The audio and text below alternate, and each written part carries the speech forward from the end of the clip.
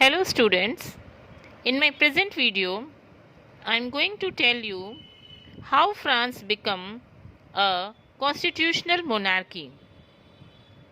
The National Assembly completed the draft of constitution in 1791. The main objective of National Assembly was to limit the powers of monarch or king.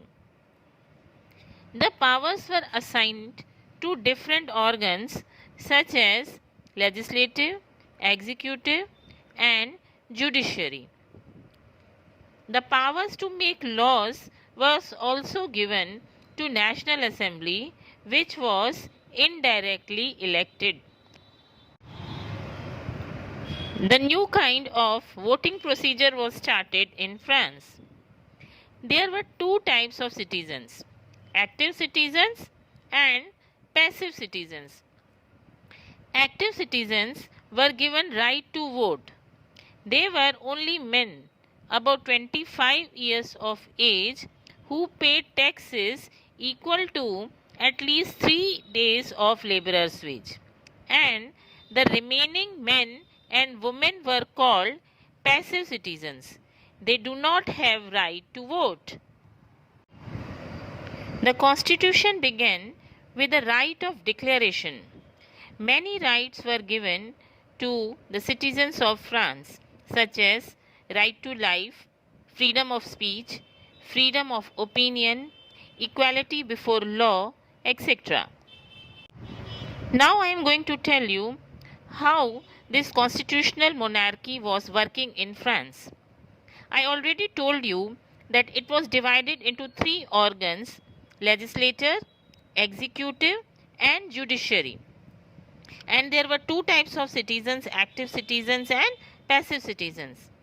These active citizens who were entitled to vote, they were about 4 million of the population of France.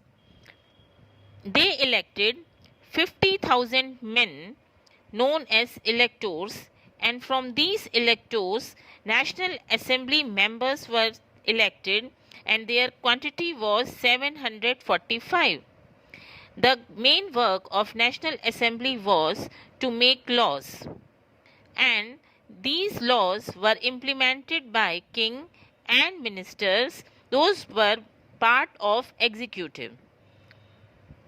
The judges of judiciary were also elected by active citizens of France. There were some political symbols which were used during French Revolution. For example, the tricolor. It was vertical, red, white and blue, which is the national flag of France till this day. Red Phrygian cap. It was the symbol of liberty. The bundle of rods. It symbolizes that one rod can be easily broken, but not an entire bundle. You can say it was symbol of unity. The law tablet. It symbolizes that law is same for all. Snake biting its tail. It was the symbol of eternity. These various political symbols were used for illiterate people in 18th century. I think it's enough for today's lesson. Thank you.